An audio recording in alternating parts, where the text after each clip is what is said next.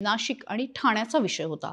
विशेषतः नाशिक दौऱ्यावर असणाऱ्या एका मोठ्या नेत्यानेच पत्रकारांना हे गप्पा मारताना सांगितलं असं स्पष्ट झालंय। दिनांक 17 जुलै काँग्रेस नेते नाना पटोलेंनी विधानसभेमध्ये पेन ड्राईव्ह दाखवत हनी ट्रॅपचा विषय काढला आणि मग नेते बोलायला लागले। सरकारची या विषयावर पूर्ण चुप्पी होती। अखेर अध्यक्ष राहुल नार्वेकरांनी सरकारला निवेदनाचे आदेश दिले। दिनांक 18 जुलै अखेर मुख्यमंत्री देवेंद्र फडणवीस यांनी या राज्यामध्ये ना हनी आहे ना ट्रॅप आहे असं म्हणत या प्रकरणावर पडदा टाकण्याचा प्रयत्न केला। पण काँग्रेस नेते विजय वडेट्टीवार यांनी मात्र राज्यात झालेले सत्ता बदल यामागे हनी ट्रॅप असल्याचं सांगत बॉम्ब फोडला आणि म्हणूनच आता हे प्रकरण फक्त व्यक्तींशी नाही तर राज्याच्या राजकारणाशी सुद्धा लिंक होताना दिसतंय। दिनांक 19 जुलै नाशिकमध्ये जे चकचकीत रिसॉर्टमध्ये हा प्रकार घडला तिथे पोलिसांनी चौकशी करायला सुरुवात केली। अर्थात यात ऑफिशियली काहीही सांगण्यात येत नाहीये आणि इतकंच नाही तर कोणाची तक्रार नाहीये असंच भासवणं सुरू होतं। आता पुढे काय झालं तर दिनांक 20 जुलै इथे प्रकरण जरा सिरियस झालं, कारण महिलेने अधिकाऱ्यांना कसं नदी लावलं, तिथे काँग्रेसचा एक्स कार्यकर्ता जो मालक होता त्याने काय करत होता वगैरे वगैरे बोललं जात असतानाच खासदार संजय राऊत यांनी नवा बॉम्ब टाकला। तिकडे रिसॉर्टमध्ये कर्मचाऱ्यांची चौकशी सुरू झाली आणि काही खोल्या सील सुद्धा झाल्या। दिनांक 21 जुलै आमचं म्हणजे महाविकास आघाडी सरकार हे हनी ट्रॅपमुळे पडलं। 16 ते 17 आमदार आणि 4 खासदार याच प्रकरणातून गळाला लावले असा आरोप करत राऊतांनी नवा भूकंप केला आणि तिकडे नाशिकमध्ये रिसॉर्ट मालकाची चौकशी सुद्धा झाली। दिनांक 22 जुलै म्हणजे आज त्याही पुढे जाऊन राऊतांनी काही आकडे दिले। सकाळच्या पत्रकार परिषदेमध्ये ते असं म्हणाले की एकनाथ शिंदे यांच्या सोबत कोण 10 आमदार गेले असते हे आम्हाला माहित होतं।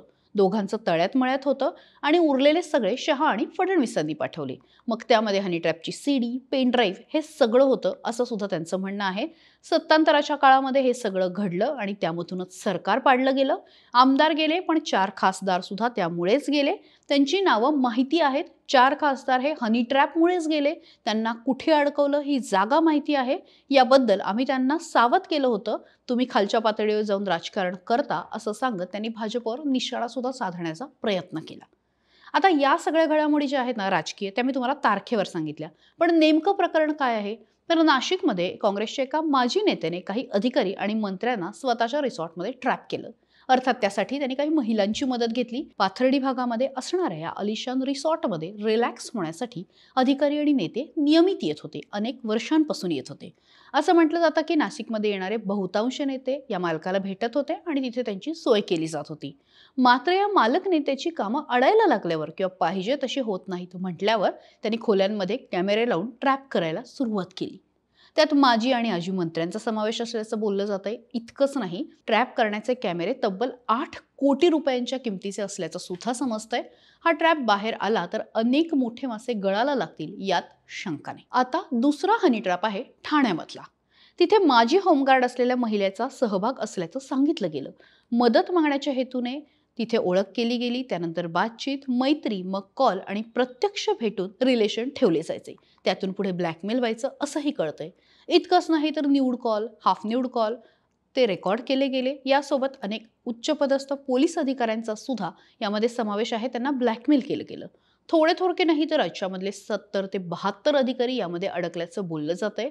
बऱ्याच ठिकाणी तक्रारही दाखल आहेत। पण आता याच प्रकरणामध्ये एक नवीन ट्विस्ट आलाय। आता या प्रकरणाला नेमकं धक्कादायक वळण काय लागलंय तर ठाण्यामध्ये ज्या महिलेचं नाव घेतलं गेलं तिने आज करुणा धनंजय मुंडे यांच्यासोबत पत्रकार परिषद घेऊन काही गंभीर आरोप केले।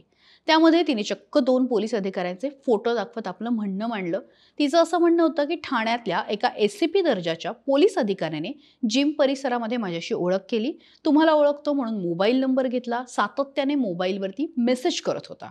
एक दिवस त्याने मला त्याच्या घरी चहा प्यायला बोलवलं, त्यानंतर तुम्ही माझ्या घरी चहा प्यायला यावं अशी माझ्या बायकोची इच्छा असल्याचं सांगितलं, महिलेशी बोलणं करून दिलं आणि त्यानंतर तिला चहा प्यायला बोलवल्यानंतर पाण्यामध्ये गुंगीचं औषध दिलं आणि त्याने आणि त्याच्यासोबतच्या एका सहकाऱ्याने तिच्यावरती लैंगिक अत्याचार केला। आता या सगळ्या प्रकरणामध्ये अजून एक ट्विस्ट आला, ते म्हणजे संजय राऊतांनी प्रफुल्ल लोढा या व्यक्तीसोबत मंत्री गिरीश महाजन यांचा फोटो ट्विट केला। प्रफुल्ल लोढावरती ऑलरेडी हनी ट्रॅप प्रकरणामध्ये काही गुन्हे दाखल आहेत। अर्थात त्याच्यावरचं स्पष्टीकरण पण आता महाजनांनी दिलेलं आहे।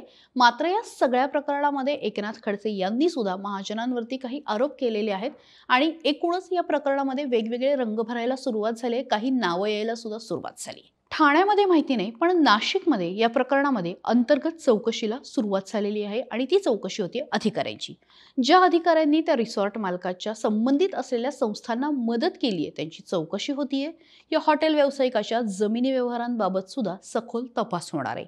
याशिवाय महत्त्वपूर्ण अधिकाऱ्यांचे कॉल डिटेल्स बघितले जात आहेत आणि त्यांचे संबंध सुद्धा तपासणीच्या चौकटीत आलेत. यासाठी क्राईम ब्रँच आणि इंटेलिजन्स एकत्र माहिती घेत आहेत. त्यामुळे या प्रकरणाची मुळं लवकरच पोलिसांच्या हाती लागतील. पण समोर येतील का, हा खरं तर मुद्दा आहे.